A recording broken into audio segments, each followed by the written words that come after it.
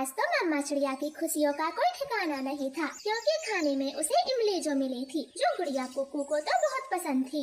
मेरे बच्चे आज तो इमली देखकर खुश हो जाएंगे। अब जल्दी जल्दी से घर जाती हूँ, गुड़िया तो फूली नहीं समाएगी। ऐसे सोचकर रानो चिड़िया अपने पंख तेज चलाती और जल्दी जल्दी में एक बेरी के पेड़ से टकराकर घायल हो जाती। उसके पंख से खून निकल गया था। जल्दी का काम शैतान का, खामे खा खरोच लगी। अब आराम से जाऊंगी, घर ही तो जाना है। मैं भी कितनी पागल हूँ। ऐसे सोचकर रानो चिड़िया धीरे धीरे उड़ रही थी। उसके पंख में तो गहरा जख्म हो गया था, मगर वो अपनी चोट से अनजान थी और जल्दी जल्दी फिर से उड़ती है। मम्मा, गुड़िया देखो, मम्मा इमली लाई है। इमली, इमली तो मुझे बहुत पसंद है, नमक लगा के खाऊंगी। दोनों बच्चे तो इमली देखकर बहुत खुश हो गए थे। वो अपनी मम्मा की चोट पर जरा भी ध्यान नहीं देते। रानो चिड़िया खुद से ही अपने पंख पर मलहम लगाती है। मम्मा, आपके पंख को चोट लगी है और हमें बताया भी नहीं। गुड़िया बेटी, आपको कितने दिनों बाद इमली मिली, आप जाएं, वरना सारी इमली वो कुक्कू खा जाएगा। नहीं मम्मा, आपको चोट लगी है और मैं इमली खाऊं, ऐसा तो हो ही नहीं सकता। फिर गुड़िया अपनी मम्मा के पंख पर दवा लगाती, मगर खून तो रुक ही नहीं रहा था। मम्मा, शायद आपको गहरी चोट लगी है, आप बुलबुल डॉक्टर के पास चले जाएं। अरे नहीं बेटी, जरा सी बेरी के कांटे लगे हैं, फिर गहरा जख्म कहाँ से हो गया। आप ये सूती कपड़ा बांध दे, सुबह तक अपने आप ठीक हो जाएगा और चिंता ना करें। फिर गुड़िया अपनी माँ के पंख पर वो कपड़ा बांध देती और सब घोंसले में सो जाते हैं। चिड़िया के पंख से तो खून बहना बंद ही नहीं हुआ था, वो पूरी रात जाग कर बिताती। गुड़िया शायद ठीक कह रही थी, मुझे बुलबुल के पास जाना होगा, ये खून तो रुक ही नहीं रहा। जैसे तैसे रानो चिड़िया वो रात बिताती और सुबह होते ही बुलबुल के पास चली जाती। देखे रानो, सारा खून तो बह गया, ये चोट कब लगी थी? बुलबुल दी, कल दोपहर को ये चोट लगी थी, जब मैं खाना लेकर आ रही थी तो बेरी के पेड़ से टकरा गई। रानो, उन कांटों ने अंदर तक जख्म कर दिए हैं, अगर तुम कल ही आ जाती तो शायद मैं खून को रोक पाती, लेकिन अब क्या, पंख का सारा खून तो बह गया। बुलबुल दी, अब क्या होगा, मैं ठीक तो हो जाऊंगी ना? देखे, आपका पंख अब खाली है, ये कुछ ही दिनों में सूख कर गिर जाएगा और आप शायद दोबारा कभी ना उड़ पाओ। रानो चिड़िया तो बहुत उदास हो जाती और दुखी मन से अपने घर आती है, क्योंकि अभी उसके दोनों बच्चे बहुत छोटे थे, वो तो उड़ना भी नहीं जानते।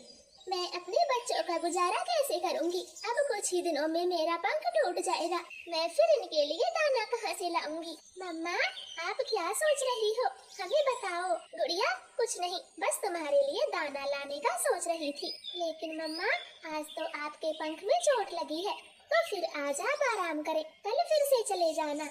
गुड़िया बेटी, ये पंख तो अब खुद ही कुछ दिनों का है, अगर ये दिन भी घर में बिता दिए तो थोड़ा दाना भी जमा नहीं कर पाऊंगी। ऐसे सोचकर अपनी बेटी को बिना जवाब दिए रानो घर से निकल जाती है। आगे आगे गौरी कालू उड़ रहे थे। मम्मा चिड़िया उन्हें आवाज लगाती, कालू गौरी रुक जाओ, मैं तुम्हारे पीछे हूँ। चिड़िया, लगता है कल तुमने दाना नहीं खाया, तुम तो हमेशा हमसे आगे रहती थी, फिर आज इतना पीछे कैसे? अगर गौरी को मैंने पंख के बारे में बताया तो ये मुझे अकेला छोड़ देंगे। गौरी बहन, कुछ नहीं, बस थोड़ी तबीयत सी खराब है। तो अब जल्दी जल्दी आ जाओ, दाना लेने सागर वाले जंगल जाना है, कोई पड़ोस के जंगल नहीं जा रहे। ऐसे चिड़िया कब्बों से बहुत तेज उड़ती और तब भी उनसे आगे नहीं निकल पाती और जैसे तैसे अपने बच्चों का पेट भरती रही। और अब मम्मा चिड़िया का पंख काला पड़ने लगा था, वो हर बार कालू गौरी से पीछे ही रहती। कालू, इस चिड़िया को क्या हुआ है, ये हमारे हाथ नहीं आती थी और अब देखो कैसे चींटी की तरह धीरे धीरे उड़ती है। चिड़िया, अब आ भी जाओ, तुम तो बहुत पीछे रह गई। ऐसे कालू गौरी चिड़िया पर गुस्सा होते, मगर उन्हें क्या मालूम था, मम्मा चिड़िया अब बहुत कमजोर हो चुकी थी। वो आखिरी पल तक अपने बच्चों का पेट भरना चाहती और तभी चिड़िया का पंख टूट जाता है और वो धीरे धीरे नीचे गिर जाती है। कालू, चिड़िया को कुछ हो गया, जल्दी से चलो। वो पति पत्नी भागकर चिड़िया के पास आते, उसका पंख तो अलग पड़ा था। गौरी सहारा देकर चिड़िया को खड़ा करती। चिड़िया, ये सब क्या है, हमें सच सच बताओ।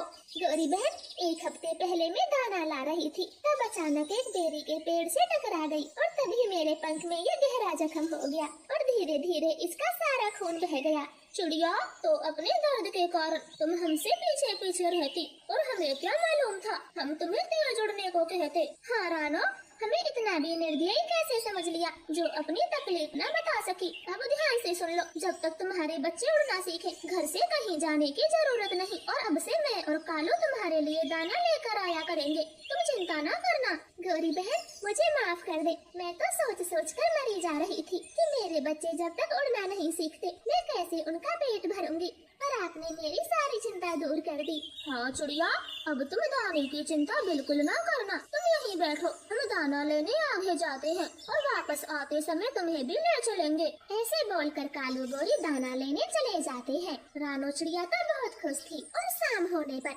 चिड़िया का दाना भी लेकर वापस आ गई थी।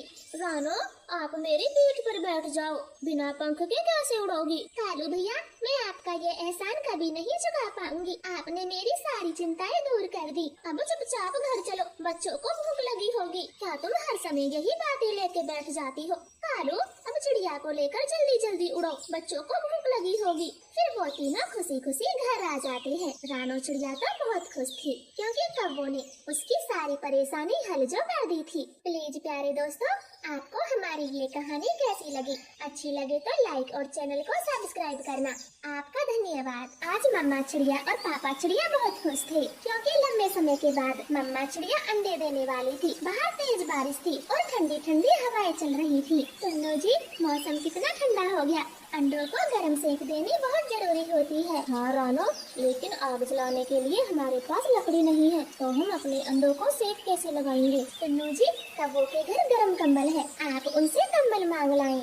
रानो जी, आप ठीक कहती हो, मैं अभी कंबल लेकर आता हूँ, आप अपना ध्यान रखना। मैं यूँ गया और यूँ आया। ऐसे बातें कर पापा चिड़िया तेज बारिश में ही कौवों के घर चला जाता है और जोर जोर से उनका दरवाजा बजाता है। कौवों, जल्दी से दरवाजा खोलो, मैं तुम्हारा पड़ोसी टुन्नू चिड़ा हूँ। कालू, इतनी देर रात और तेज बारिश, ये टुन्नू चिड़ा हमारे घर में क्यों आया है? गौरी, इसकी पत्नी अंडे देने वाली है, कल न देकर इसने बताया था मुझे। ऐसे बोलकर कालू कौवा दरवाजा खोलता है। बोलो टुन्नू, इतनी देर रात में कैसे आना हुआ? कालू कौवे, रानो के पेट में दर्द है, वो अंडे देने वाली है और मौसम कितना ठंडा हो गया है, इसलिए आपसे गर्म कंबल लेने आया हूँ ताकि अंडे सेफ रहे। मैं अभी लेकर आता हूँ, तुम यहीं रुको। ऐसे कालू कौवा अपनी पत्नी गौरी कौवी से कंबल मांगता है, लेकिन वो गुस्से में जवाब देती है, जाकर मना कर दो, कोई गर्म कंबल नहीं मिलेगा। वो गर्म कंबल मैंने सर्दियों के लिए खरीदा है, फ्री में सेवा करने के लिए नहीं। अब जाओ यहाँ से। गौरी, बात को समझो, अगर ये बारिश न होती तो वो हमसे मदद लेने नहीं आता। एक बार कहो या 100 बार, मैं अपना कंबल नहीं दूंगी। गौरी कौवी की ये बातें टुन्नू चिड़ी को सुनाई दे रही थी। वो मायूस हो जाता है, ये गौरी कौवी बहुत बुरी है, मुझे यहाँ आना ही नहीं चाहिए था, यहाँ वक्त बर्बाद करने से तो अच्छा होगा मैं कहीं से लकड़ियों का ही बंदोबस्त कर लूँ, आखिर मेरे नन्हे मुन्ने बच्चों की जिंदगी का सवाल है। ऐसे सोचकर टुन्नू चिड़ा आसपास से लकड़ियों की तलाश करने लगता है। इधर रानो चिड़िया ने अंडे दे दिए थे। टुन्नू जी, आप कहाँ रह गए? हमारे बच्चों को ठंड लग रही होगी, आप जल्दी से आ जाएं। ऐसे मम्मा चिड़िया टुन्नू का बेसब्री से इंतजार कर रही थी। कई घंटे बीत जाते हैं मगर टुन्नू चिड़ा घर नहीं आता। मौसम बहुत खराब है, अब तक तो टुन्नू जी को घर आ जाना चाहिए था। अब मैं घर में बैठकर और इंतजार नहीं कर सकती, मुझे जाना होगा। फिर रानो चिड़िया अपने चारों अंडों को छोड़कर घर से निकल जाती है। तभी उसकी नजर एक पेड़ पर जाती है जो पूरा जला हुआ था और वहीं टुन्नू चिड़ा भी मरा पड़ा था। अपने पति को मरा हुआ देख रानो को तो गहरा सदमा लगता है और उसके मुंह से तो आवाज भी नहीं निकल पाती। वो चुपचाप अपने पति के पास ही गिर जाती है और उसकी भी मौत हो जाती है। बहुत बुरा हुआ, कल रात इस पेड़ पर बिजली गिरी थी और तभी ये दोनों आग की चपेट में आ गए होंगे, बेचारे मर गए। नहीं तोते, बिजली से तो बस टुन्नू मरा है, रानो चिड़िया तो सदमे में आकर मरी है। देखे, बेचारी को खरोच भी नहीं आई। लेकिन दोस्तों, मेरी तो ये बात समझ ही नहीं आती, देर रात होने पर ये दोनों यहाँ क्यों आए थे? सब ऐसे बातें कर रहे थे, वहाँ सब आकर रुक रहे थे, भीड़ हो गई थी। कौवे पति पत्नी भी वहाँ मौजूद थे। कालू कौवा खुद को नहीं रोक पाता और सबको बताने लगता है, पड़ोसियों, इन दोनों की मौत की जिम्मेदार ये गौरी है। कल रात रानो चिड़िया ने अंडे दिए थे, टुन्नू हमारे घर गर्म कंबल मांगने आया, गौरी ने साफ साफ मना कर दिया, तभी टुन्नू लकड़ी लेने यहाँ आया और बेचारा बिजली से मर गया और रानो बेचारी देख कर मर गई। छी गौरी, तुम्हें शर्म आनी चाहिए। आज तुम्हारी वजह से 2 पक्षियों की जान चली गई। क्या बिगड़ जाता तुम्हारा अगर इन्हें कंबल दे देती। अब उन मासूम बच्चों का क्या होगा जो अभी तक अंडों से बाहर भी नहीं आए और बेचारों के माता पिता चल बसे। फिर सब पक्षियों को अंडों का ख्याल आता है। वो भागे भागे चिड़िया के घर आते हैं और चारों अंडों को गौर से देखते हैं। कालू गौरी, अब से इन अंडों की जिम्मेदारी तुम दोनों की है। ना बाबा ना, मैं 4 अंडों को नहीं संभाल सकती। गौरी, तुम्हें अपनी गलती का पश्चाताप करने का मौका मिल रहा है, इसलिए चुपचाप चिड़िया के अंडों की देखभाल करो, वरना हम सब पक्षी मिलकर तुम्हें इस जंगल से निकाल देंगे और ये बात सब पक्षियों को बताएंगे तुमने कितना बुरा किया।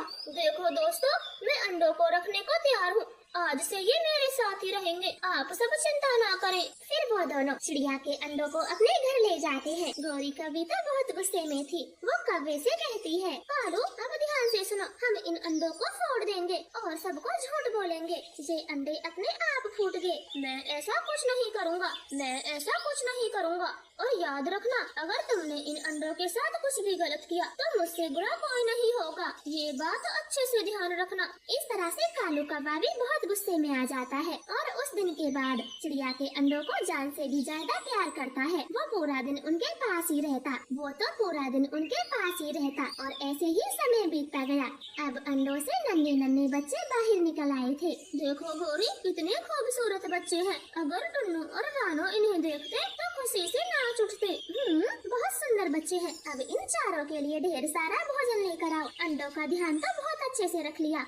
गौरी ने इतना बोला ही था, तभी कबूतर मिट्ठू चील तरह तरह के फल लेकर आते हैं। बहुत खूब कालू कौवे, आपने चिड़िया के अंडों का खूब ध्यान रखा, इसलिए हम सब ये फल लेकर आए हैं। आप इन्हें बच्चों को खिला देना और भोजन की कभी चिंता मत करना। हम सब मिलकर बच्चों के लिए दाना पानी देते रहेंगे। कालू कौवा खुश हो जाता है। भोजन देकर सभी पक्षी वहाँ से चले जाते हैं। कुछ दिन तो बच्चे चुप रहते, लेकिन एक दिन चिड़िया का बेटा सवाल करता है, पापा हम सब तो आपके बच्चे हैं, फिर ये बाहर वाले पक्षी हमारे लिए भोजन क्यों लेकर आते हैं? आप सच सच बताएं, हम कौन हैं और हमारे माता पिता कहाँ हैं? बच्चों, तुम्हारे माता पिता उसी दिन मर गए थे जिस दिन तुम चारों पैदा हुए थे और तुम्हें हमारी छाती पे छोड़ के चले गए। हमारा तो जीना दुर्भर हो गया।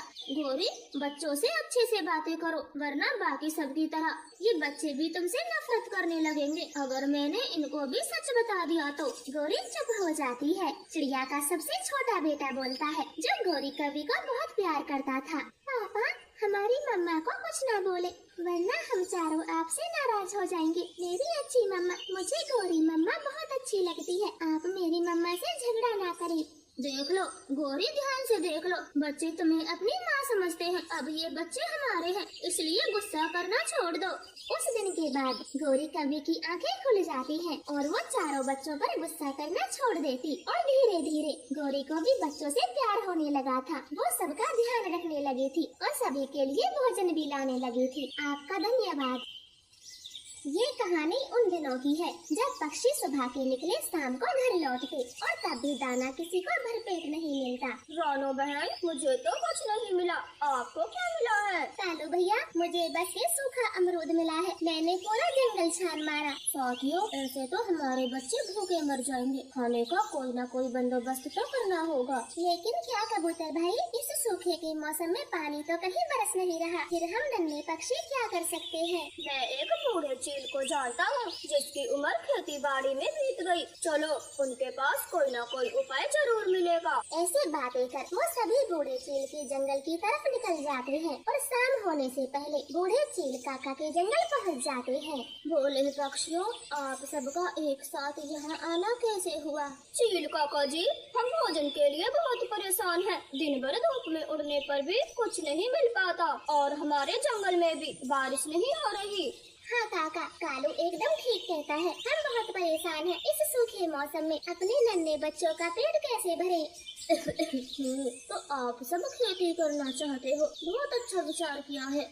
हाँ काका, जो फसल कम से कम पानी में उगाई जाए, आप कोई ऐसी फसल बताएं। ठीक है, तो आप सब मक्के की फसल कर ले, उसमें 1-2 पानी की ही जरूरत होती है। हाँ हाँ काका जी, क्यों नहीं, हम मक्के की ही फसल करेंगे। लेकिन कैसे, हमारे पास तो कुछ भी नहीं है, फिर हम मक्के की फसल कैसे बोएंगे? चिड़िया तुम चिंता मत करो, मेरे पास मक्के के पुराने बीज रखे हैं, अब वो मेरे किसी काम के नहीं, तो वो सारे बीज तुम्हें दे देता हूँ। ऐसे बूढ़ा चील वो मकई के बीज कौवे को दे देता है, वो सब खुशी खुशी अपने जंगल लौट आते हैं।